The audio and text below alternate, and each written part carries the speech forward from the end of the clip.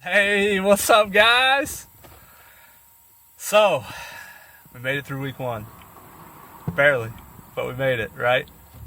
Um, so I've made it to the gym 3 times this week. I hit every major muscle group, including abs, oblique, legs, and shoulders. And my diet has been going pretty well.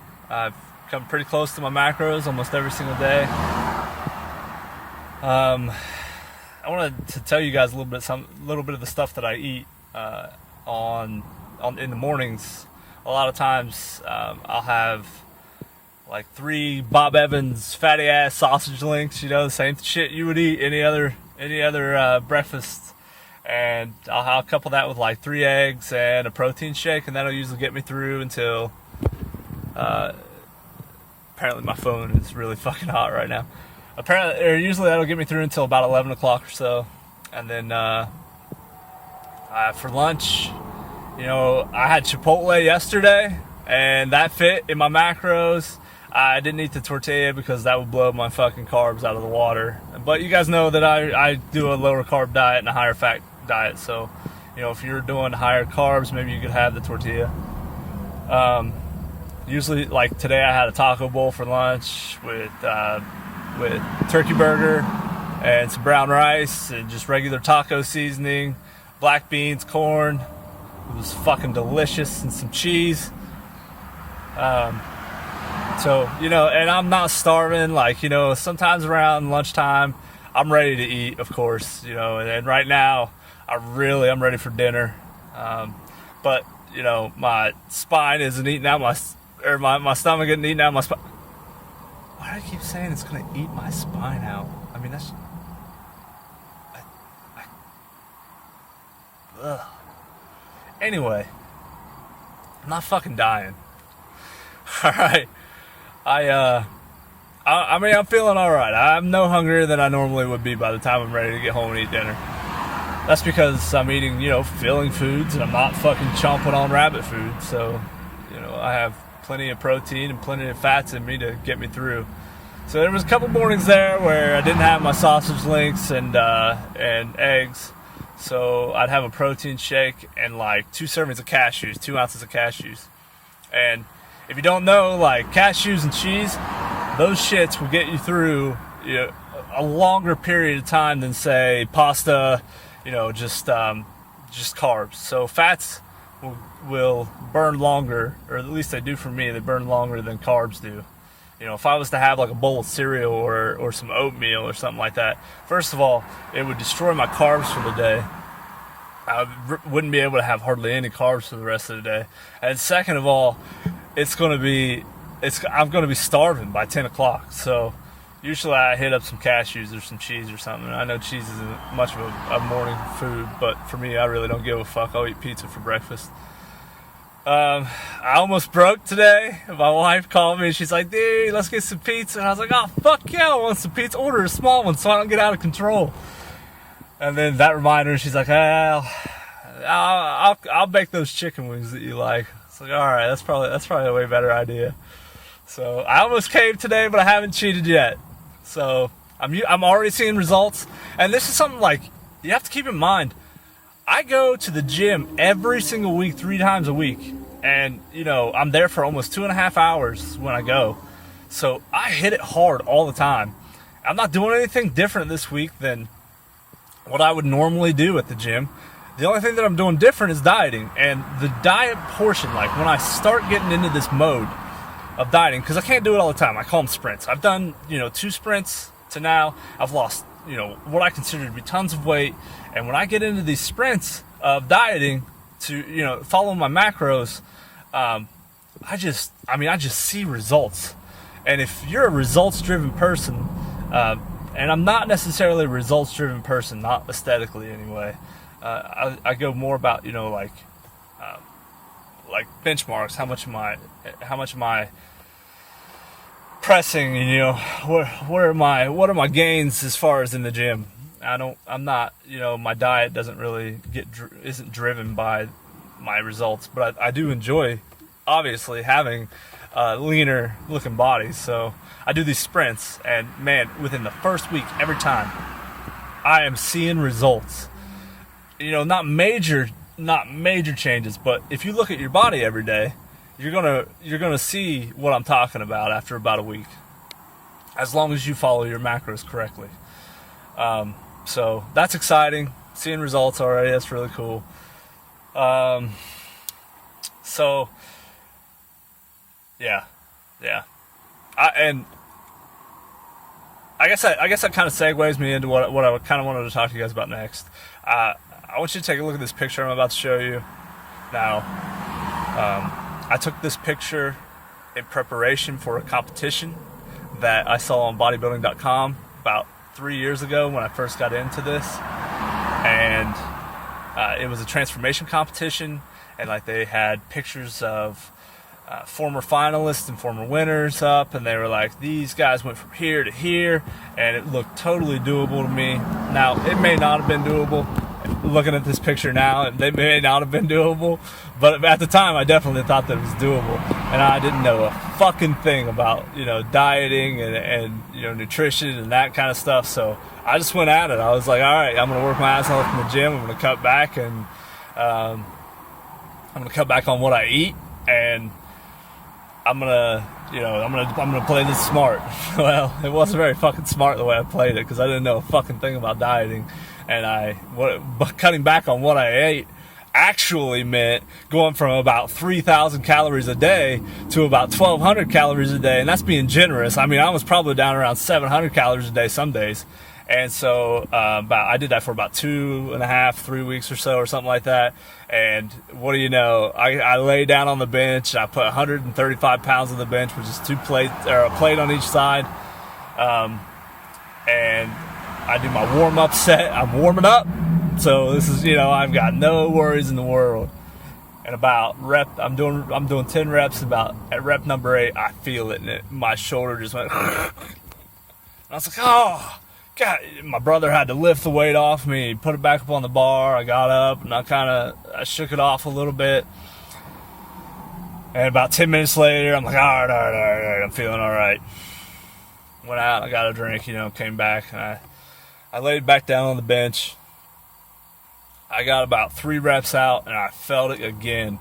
And what I didn't know at the time was I had actually just ripped my left labrum, and immediately there was a bruise from like here to here on underneath my bicep. I mean, fucking immediately, within like 5 minutes, I had bruising, and it didn't register to me. And then I was like, all right, that sucked. This competition's, I can't work out.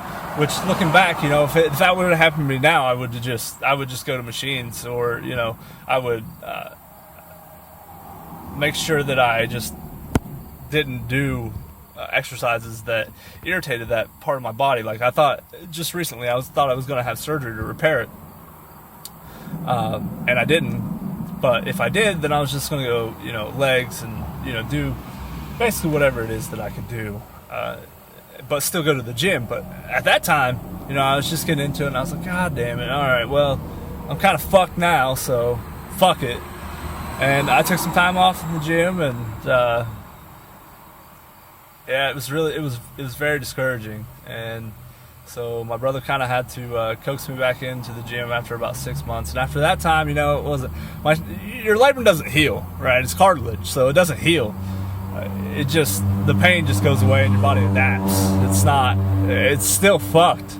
But, you know, I worked my way back into bench steadily, and I worked my way, I recently, like within the past 6 months, just started doing shoulders again, because it's, up until then, it's just been so fucking painful. And I went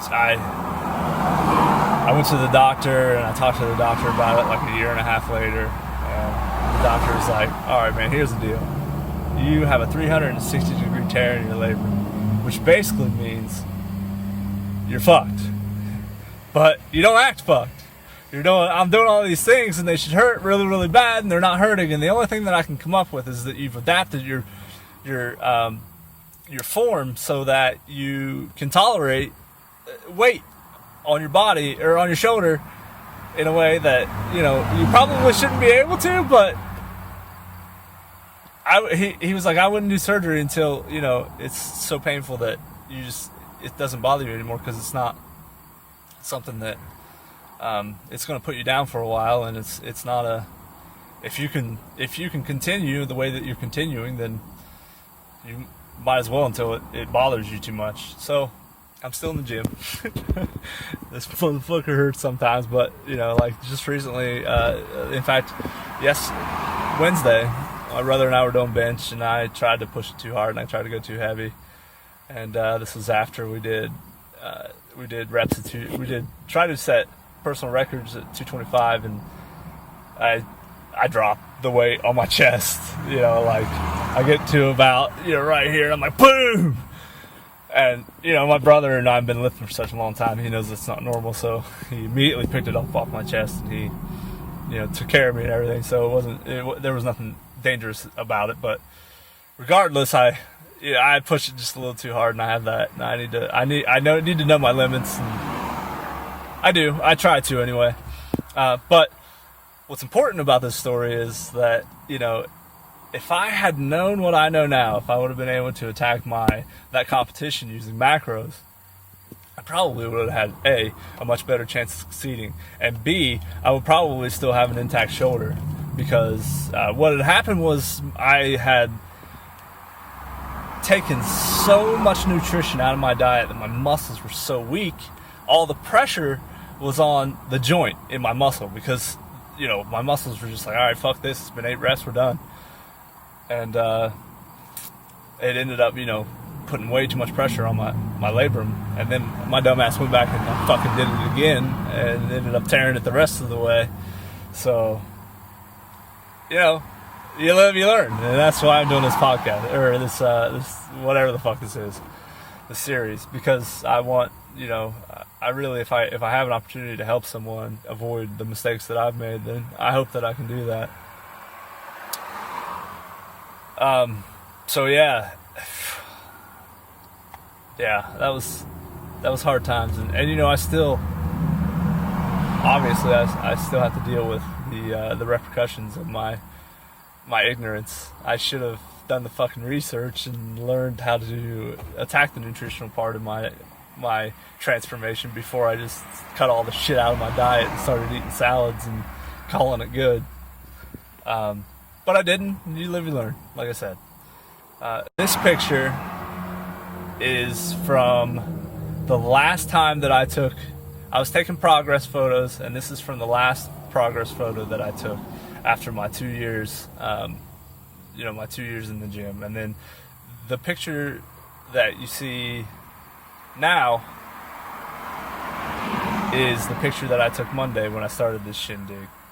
So you can see after I found flex dieting and macros, I really kicked it in, and I really started losing the weight. So I'm really excited. I've already seen results, like I said, and I'll check in with you guys on Monday and let you know if I made it through the weekend without cheating. I plan to drink some beer tonight or tomorrow night for the podcast, which should fit in my diet, because I want to drink some Mickey Ultra. I fucking hate that shit, but it's 2.6 carbs per beer, so what are you gonna do? I plan to drink some Mickey Ultra. See, I can fit that in my macros. That's not the issue. The issue is the next day after I have 13 or 14 beers, I'm fucking hungover. And, especially if I have more than that, then I'm really fucking hungover. And I'm like, man, I gotta have some greasy ass food to settle my stomach down. And if I don't, my stomach just feels fucking horrible for the rest of the day. And to combat that, honestly, what I'll usually do, especially if I'm trying to do macros, is I'll just eat a fuckload of cheese and nuts, and try to line my stomach with those fatty oils. But I oftentimes go overboard, so Sunday will be the tell-all. See if I can get through Sunday without fucking destroying my diet. But hey, I'm gonna live my life, like, people take this stuff really seriously, and a lot of people get enjoyment out of that, and I do too. But when it's drunk podcast time, it's drunk podcast time, and I'm not gonna fucking not drunk podcast because of my macros, so it is what it is. I hope you guys have a good day, have a good weekend.